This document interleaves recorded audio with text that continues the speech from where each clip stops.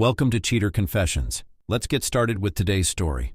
It was a regular Saturday afternoon when I first started to feel that nagging feeling in the back of my mind. My wife, Danielle, had been acting strangely for a few weeks now. At first, I brushed it off. She was always busy with her work, and I knew she had been under a lot of stress. But lately, I couldn't help but notice how distant she had become.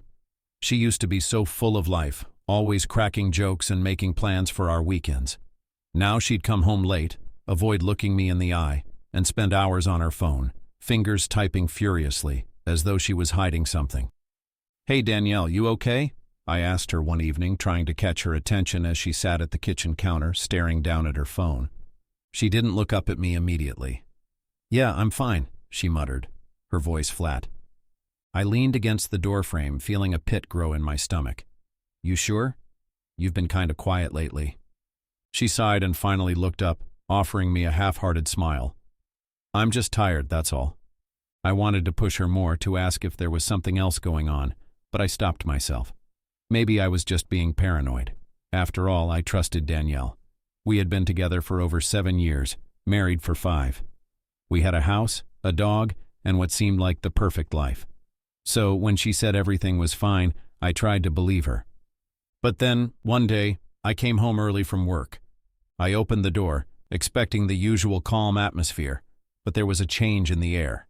The house felt strangely empty, and the smell of dinner, which was usually comforting, now felt off. I walked through the living room and found Danielle sitting at the kitchen counter, her phone pressed to her ear. Her voice was low but clear enough that I could make out a few words. "Yeah, see you tonight," she said, her tone flirtatious, though she didn't seem to notice I was standing there. I froze, my heart skipping a beat.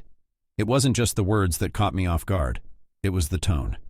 It wasn't the usual casual, "see you later," she would say to me. It was more intimate, almost like a promise. I cleared my throat and her eyes snapped to me, wide with surprise. She immediately dropped the phone from her ear, the smile vanishing from her face. "Who was that?" I asked, trying to keep my voice steady, though the unease was creeping up inside me. "Oh, just a friend," she replied, her eyes darting away from mine, avoiding my gaze. "A friend?" I repeated, raising an eyebrow. "What kind of friend do you say 'see you tonight' like that?" She stood up quickly, her expression flustered. "Ronald, you know how girls talk to each other." I tried to keep my tone calm. "Are you going out tonight?" "Yeah, I'm going out with some friends," she said, though she seemed taken aback by the question, almost like she hadn't expected me to ask. The next few days followed the same pattern. Every evening, Danielle would get dressed up and head out. She claimed it was for some girls' night out, or that she was meeting some old friends.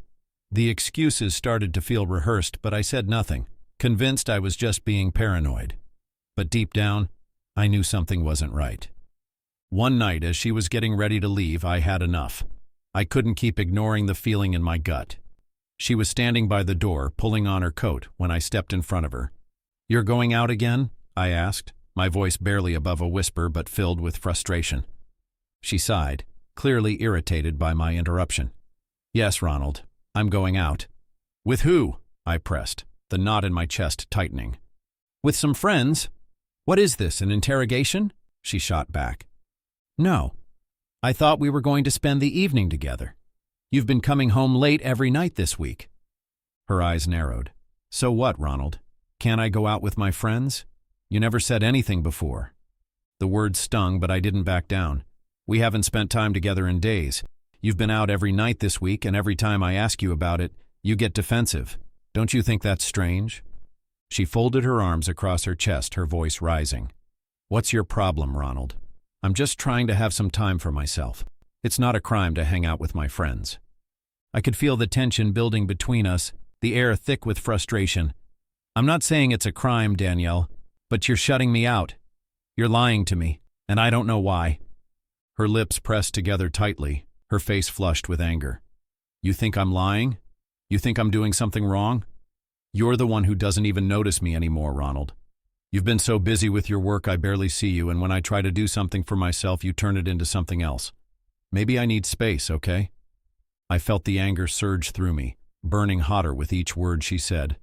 "Space? Space doesn't mean disappearing every night without telling me where you're going or who you're with. We don't even talk anymore, and every time I try to ask you about it, you shut me down. What am I supposed to think?" Her eyes flashed with anger. "Maybe you're supposed to trust me. Maybe you're supposed to stop acting like some paranoid lunatic. I'm not doing anything wrong." The silence in the room was deafening, both of us standing there, glaring at each other. My heart was pounding in my chest. "I don't know who you are anymore," I muttered under my breath. She looked like she'd been slapped. Her anger suddenly dropped, replaced by a cold, distant look. "I'm done, Ronald." She grabbed her purse from the counter, her fingers trembling slightly. "I can't do this anymore." With a sharp glance, she turned and walked to the door. "I'm going out," she said, not bothering to look back. "I need some space." "Don't wait up for me," she added coldly, slamming the door behind her. And just like that, she was gone. The weight of the moment pressed down on me, suffocating. I was left standing in the doorway, alone, listening to the silence of a house that no longer felt like home. The days passed, but the tension between us only grew. Danielle would come and go, and I tried to keep my cool, but it was harder every time. I began noticing little things, like how she was more distant than before, and how she would act strangely when I asked her simple questions. Then one day, as she stepped out of the shower, I saw something that made my heart stop. She had a bruise on her hip, just above her waistband, faint but noticeable. It looked fresh, like someone had grabbed her too tightly. I told myself it was nothing, maybe just a bump or an accident, but my gut twisted. My suspicion grew, gnawing at me, and I couldn't shake the feeling that something was terribly wrong. The more I thought about it, the more I realized just how many things didn't add up. The next time she would go out, I decided I was going to follow her. I couldn't keep living in the dark, wondering where she was going and who she was with. The suspicion had built up too much, and I had to know the truth. I wasn't going to sit back anymore, pretending everything was fine when I knew deep down that something wasn't right. The day came sooner than I expected. One evening, Danielle got ready, pulling on a jacket and grabbing her purse, ready to go out again. "I'm going out with my friends," she said as usual, not even looking at me. I felt the tightness in my chest again, the old familiar tension. "Who are you meeting?" I asked, trying to sound casual, but the words felt heavy. "Just some old friends," she replied quickly, almost too quickly as she pulled the door open. I stood there in silence, watching her leave. My heart was pounding in my chest, but I knew I couldn't let her go this time. I grabbed my keys and followed her out the door. She drove off, and I followed behind her at a distance, making sure to stay out of sight. She turned down a few side streets, finally parking outside a quiet cafe. I parked a little further away, watching from the shadows. Danielle sat in the car, her eyes scanning the street, waiting for someone. Then, a figure appeared, walking towards the car from the direction of the cafe. It was the neighbor's son, Noah. I froze. Noah was 21, and for as long as I could remember, he'd been around the neighborhood, always friendly, always around with his youthful smile. He'd occasionally helped us with things, fixing the fence, offering to take out the trash, but I never thought much of it. He was young, barely out of his teens, and I had never imagined he would be involved with Danielle in any way. I had noticed how he would look at her sometimes, but I brushed it off, thinking it was harmless. He was just a kid, after all, and Danielle had always been the picture of loyalty. At least, that's what I told myself. But now, watching him walk toward her car, my stomach twisted. Something didn't feel right. Noah got in the car without a word. Danielle turned to him and smiled, and to my horror, they kissed, without any hesitation or concern. It was as if they didn't care who saw. My heart dropped into my stomach, the world spinning around me as I watched them from a distance. I felt like I was suffocating, paralyzed in place, unable to look away. I quickly grabbed my phone and snapped a few photos of the kiss, each shot feeling like a knife to my chest. They pulled apart after a moment and Danielle drove off, Noah in the passenger seat. They went straight to a nearby hotel. My heart was racing as I followed them at a distance, unable to tear my eyes away from the car in front of me.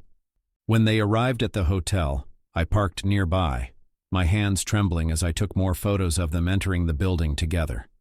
It felt like a nightmare, watching the woman I loved walk into a hotel with someone else, someone I had trusted, someone I had never imagined would betray me in such a way.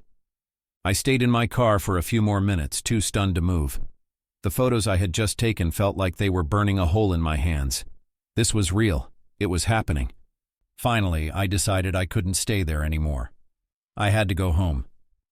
I drove back slowly, each minute feeling like an eternity, but my mind was focused, determined to confront Danielle. I didn't know how I was going to do it or what I was going to say, but I knew I couldn't wait any longer. I had to face her. When I finally walked into the house, the silence was suffocating. I took a seat in the living room and waited for her. My heart pounded in my chest as I thought about what was coming. This was it. I had the proof, the photos that would expose everything. I didn't know how she'd react, but I couldn't back down. I wasn't going to let her keep lying to me. It wasn't long before I heard the front door open. Danielle stepped inside, her eyes immediately locking with mine. She froze when she saw the look on my face. "Ronald, what's wrong?" she asked, her voice shaky. She knew something was off, but she couldn't have known just how badly her world was about to come crashing down. I didn't say anything at first. Instead, I pulled out my phone and turned it towards her. The photos were right there, each one a brutal reminder of the lie she had been living. Danielle's face went pale when she saw the pictures of her and Noah kissing, of them entering the hotel together. "What? What is this?" she stammered, her voice trembling with panic. "You tell me," I said, my voice low and steady, but my anger was boiling just beneath the surface. "You've been lying to me, Danielle. For weeks now you've been going out every night, sneaking around, and I didn't say a word. But now I have the truth. You've been with him, Noah, our neighbor's son. Are you serious?" Her face twisted with guilt, but she quickly tried to recover. "Ronald, please." "No, don't. Don't even try to defend this," I snapped, standing up now, the shock of it all hitting me harder than I ever expected. "I saw it with my own eyes. You kissed him. You went to a hotel with him. How long has this been going on?" Danielle's expression faltered, and she dropped her gaze to the floor. I didn't mean for this to happen, Ronald," she said, her voice barely above a whisper. "It's not what you think." "Not what I think?" I yelled, feeling the betrayal coursing through my veins. "How else am I supposed to think? You've been lying, you've been sneaking around, and now I find out you've been cheating on me with a kid who's not even old enough to drink yet." She looked down, her face flushed with shame, but there was no denying the truth. "I'm sorry, Ronald," she whispered, her voice trembling. I wanted to feel young again. Alive. I didn't know how to deal with everything. I thought if I could just escape for a little while, it would make things better." Her words hit me like a slap. I couldn't understand. She had everything. A husband who loved her, a life built together, and yet she chose to throw it all away. I stood there staring at her, utterly broken, struggling to process what she had just confessed. The argument that followed was the most painful we'd ever had. I shouted at her, my voice raw with betrayal, while she stood there, her face streaked with tears, apologizing over and over. No matter what she said, it didn't change the truth in my hands. Eventually, Danielle collapsed into sobs, but it was too late for apologies. When the shouting finally died down, I was exhausted, drained of every ounce of energy. "I want a divorce, Danielle," I said quietly, my voice firm. She didn't look surprised. She didn't beg me to stay. There were no more excuses. She just nodded, a look of shame washing over her face. The next day, I couldn't keep it in any longer. I went straight to Noah's father, my neighbor, and told him everything. His face went pale as I showed him the photos. "No, this can't be true," he muttered, clearly in disbelief. "Are you sure?" "Yes," I said firmly. "Your son was with my wife. They kissed and went to a hotel together." Noah's father was horrified, his face reddening with anger and embarrassment. "I had no idea. I can't believe this," he stammered. The news spread quickly through the neighborhood, and Danielle became the subject of gossip and judgment. Her reputation, once perfect, was destroyed. People avoided her, and she could barely show her face. As for me, I filed for divorce. I wasn't interested in negotiations. Trust was gone, and I wasn't wasting any more time. In the end, I kept the house and everything we had worked for. Danielle walked away with nothing. She tried pleading for a settlement, but I was done. I'd loved her, but her betrayal made me realize that version of me was gone. I knew it was the right decision. Danielle was left to deal with the consequences of her actions, the scandal, the shame that followed her everywhere. Thank you for watching.